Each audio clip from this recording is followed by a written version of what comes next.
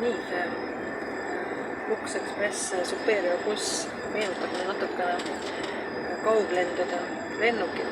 See kauglendude lennuk, mis on turistiklass, siis on seal ees on väike pesa, mis on see premium turistiklass ja siis on äriklass ja siis mõnel on meil ka muidugi see esimene klass, kus on, ma ei tea, 7 miljonit kahvlit ja nuga korraga laual. Aga kõikidel seda ei ole ja siis Etihadil on see korter ka, see residents, kus on mitmetoaline korter. Aga see on, nüüd on erilised juhtum. Aga enamasti on see kolmene. Ja see Superior on samamoodi, et see paigutused erinevate lennufirmade erinevad, et ei ole alati nii, et ülekorrusel on mingi kindel klass ja alakorrusel on mingi teine. See on kuidas nad ise paigutab. Ja siis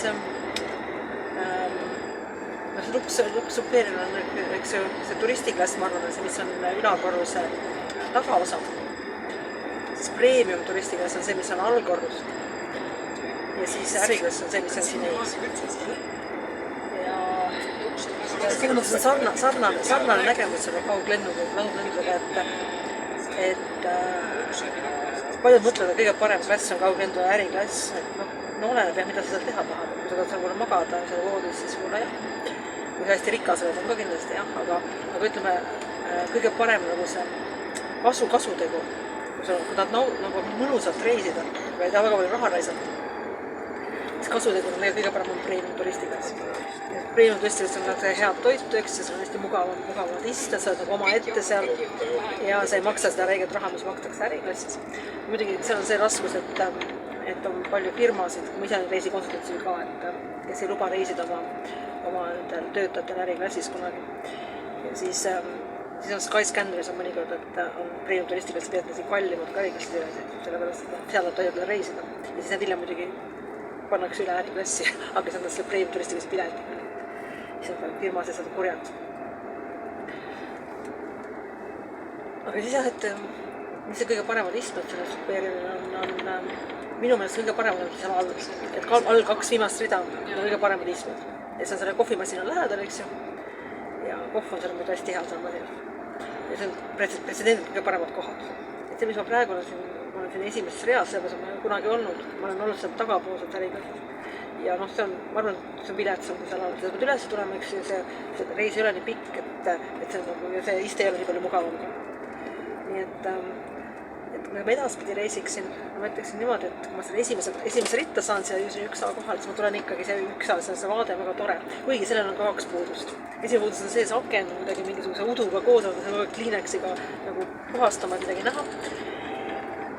Ja teine puudus on see, et kuna see on nii äge, et see on hästi äge vaadata, siis ei saa magada, et raiskaks seda aega, et magada. Muidu ma magaksin, kui tubuksin, aga siin ei saa magada.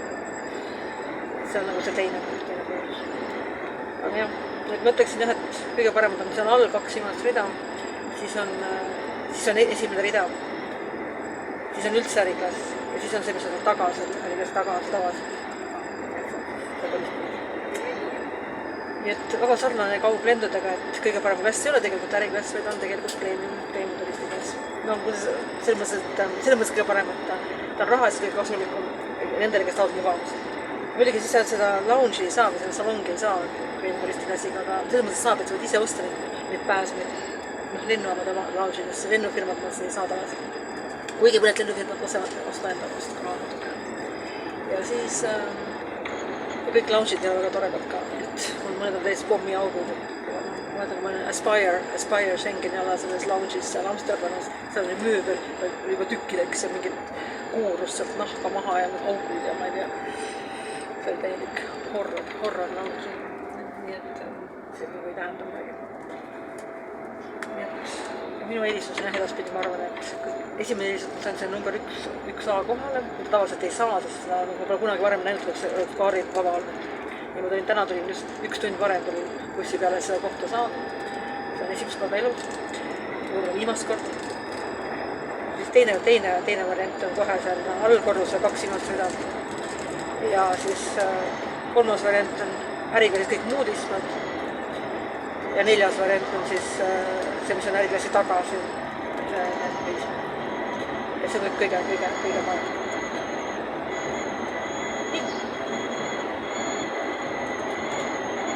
aga ma vaatan küll super äge, super mõnus, super äge.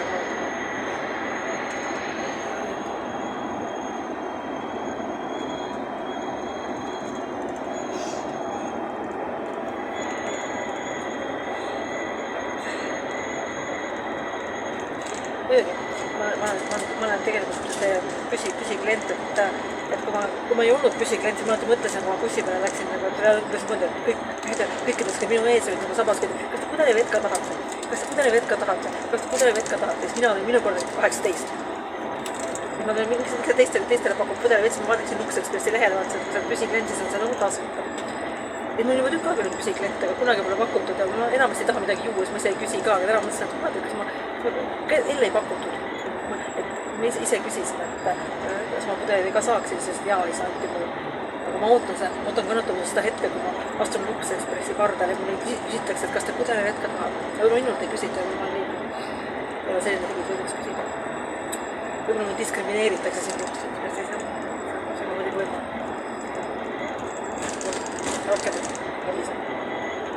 Aga jah, ma soovitan, et kui on võimalik, siis võtke see esimesse ritta koht. Ja kui seda esimest ei saa, siis muud ärikassid, need ei ole kõige paremad. Kõige paremad on need, mis on seal all. Siis sa saad kohvimassinal.